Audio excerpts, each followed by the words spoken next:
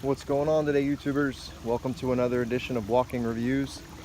Today we're going to be taking a look at a custom knife that I found from a maker on Instagram. I don't know how long he's been making knives, but the gentleman's name, or at least the name of his company, is Collins Custom Knives. Collins Customs. Jesus Christ, Jim. And this is the Mini Sligo. I haven't been following him for super long, but I guess maybe a few months, and I've never seen a full-sized Sligo, so I'm not 100% sure why he calls this the Mini Sligo, although it is mini. It is 100% mini. Let's go ahead and get into the specs. 2.8-inch blade. This one, I believe this one was made with CPM 154, but he uses just about everything you can think of. I've seen him use Z-Wear. I've seen him make stuff in M390. This one might be M390. I cannot remember for the life of me. I've owned this one for a little while now. It's been a couple months. Yes, I don't remember exactly what the blade steel was. I'd have to go back and look, which I should have done before this video, but you know me. That's not how I roll. So you can see it's a pretty fat clip point blade with a nice grinder satin finish on the primary bevel and on the flats. I believe that's a flat grind. Yeah, flat grind. But it's extremely thin behind the edge, and he puts a fantastic edge on there. In the 2 months that I've owned this, I've used it not every day, but close to it. And aside from maybe a minute on the strop, I have not had to do anything. And this edge is still razor sharp. Very easily could shave the hair off your arm. So that's one of the reasons it always goes in my pocket, because of how awesome of a cutter it is. You got a really nice amount of belly here, and a fairly decent flat portion of blade as well. So although it's only, like I said, a 2.8-inch blade from tip to base here, you get a nice amount of cutting edge out of it. So like I said, 2.8 inches on the blade. Handle length is just under 4 inches. Overall length is 6 3/4. So you're looking at like just under 4 inches on the handle. You can just get a 4-finger grip on there. It feels a lot more comfortable to pinch this knife, and I think it probably is more conducive to how you're going to use it. But you can, if you really want, get a full 4-finger grip, and then there's a groove there for your thumb. So the handles, you can see, are titanium. They're starting to, for me, wear in, but I'm actually digging the way that they're wearing in, because this knife does have like sort of an orange peel finish, but it was also stonewashed. You couldn't see the orange peel as much because of the stonewash, but now that it's wearing in, that stonewash, or the orange peel is becoming more apparent.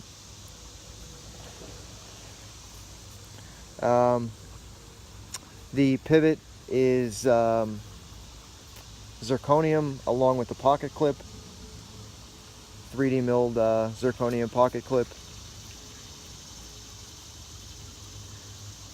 I think it's probably good that he did the zirconium hardware, or not hardware, but pocket clip and pivot.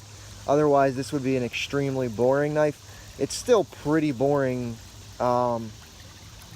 However, there are some things that I will, despite its relatively boring appearance, always put it in my pocket. One, it is incredibly thin. You can see there next to my finger. Super, super duper thin. The tolerances are crazy tight. Just super, super tight. And like I said, it's a mean cutter. Really fast flipping action. Just, I mean, if you put your finger too far on the lock bar, it's one of those knives that's a little bit tough. But you can see even with my thumb, which doesn't get much torque on the flipper tab, it flies open. Centering is dead on, perfect. It does have a zirconium backspacer there, very partial, so it's almost a fully open construction. Other than that, I guess quarter length backspacer. It is a hidden blade stop, internal blade stop. There's the lockup.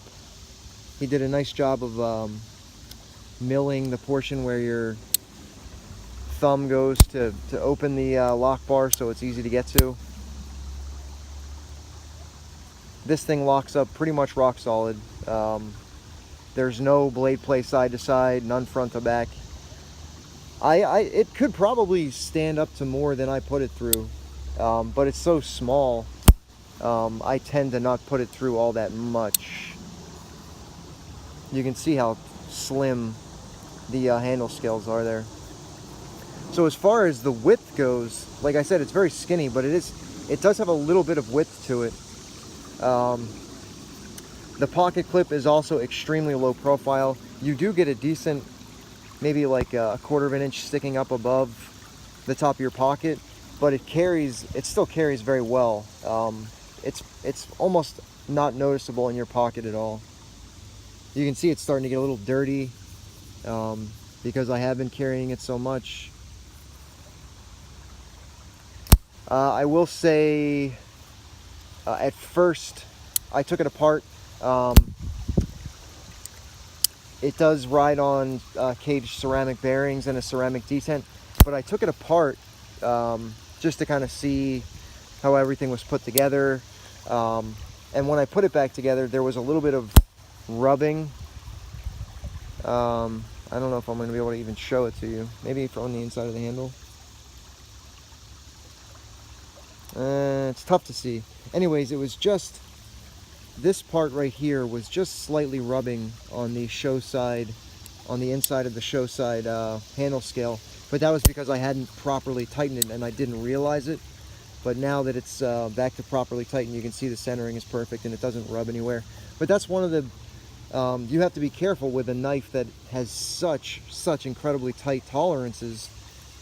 The slightest thing off and you're going to run into problems like that. So obviously from the maker, it's not going to be rubbing. But if you are like me and you like to take your knives apart, that's something to look out for. Weight wise, it's under 3 ounces. I think it's like 2.9 ounces. So obviously extremely lightweight there. He's just done a really amazing job of keeping a knife absolutely like function foremost, but at the same time it's a pleasure to use because of that really fast flipping action. I mean, I'm sure you guys can hear it. This thing snaps open with absolute authority, and it doesn't take much. Just slightly breaking that detent and the blade is going to fly open. As far as shaking it closed, yeah, you can shake it closed. It's not going to fall, but with a detent as strong as this has, I would be absolutely shocked if it did.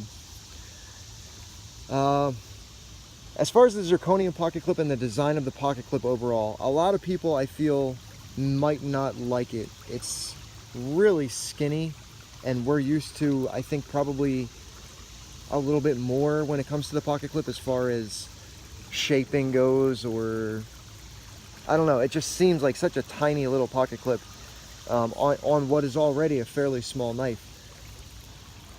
Yet there is an upside to that. Like I said, it so barely shows in the pocket. It doesn't even look like a pocket knife clip when it's in your pocket. So, what else? Talked about how awesome of a cutter it is. Oh, yeah, I guess I may as well get into like pricing and stuff like that. I got this for 700 shipped from Colin. I've seen them on the secondary market as high as almost 1,000, but that was for a little bit showier. That one had carbon fiber and Mokatai pocket clip and pivot. So that was a little bit more. Oh, also a Mokatai backspacer. So that one was a little bit showier. So I don't know what that would have cost from him, but for just like this basic package from him was 700 bucks. I'm happy to pay that. He's obviously doing a great deal of work on these things to get the tolerances this tight. He's obviously doing a huge amount of work.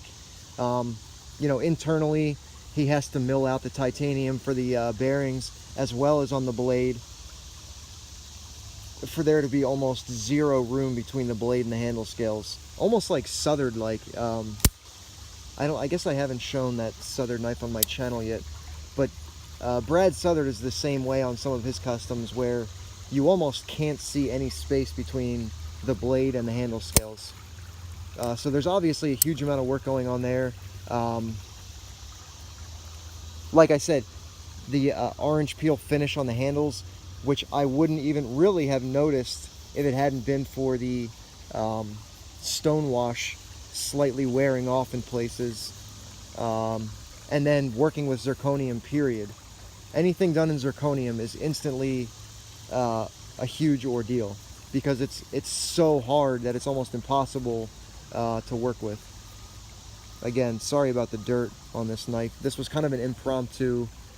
I wasn't even really planning on doing the review on this yet, but I was out today and I was like, you know what, it's in my pocket, at least get a video knocked out. So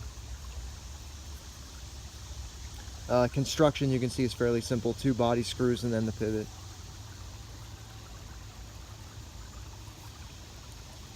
Just an awesome, I'm really a fan of this design. I really am. At first, with how strong the flipping action was, I wasn't sure that I would be able to adjust to it, especially in a smaller knife. But you get used to it. Plus, it breaks in. When I first got this, you couldn't just do a little flick and have the blade closed. It was a lot. Everything was a lot tighter when I first got it. So it's breaking in nicely. Breaking in really nicely. I especially love the way the wear is coming out on the handle scales. But all right, I've said that like 9 times now, so I'll stop saying it. I will stop talking, let you get one final look at the knife.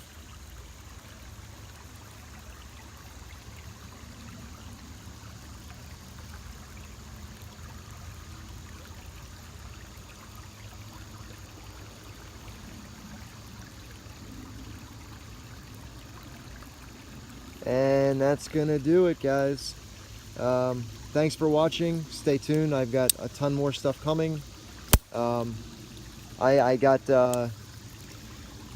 one of the newest models, Benchmade, just released, just for like nostalgia's sake. I also got a new flipper from ProTech that I have to review, as well as a bunch of custom knives. So stay tuned.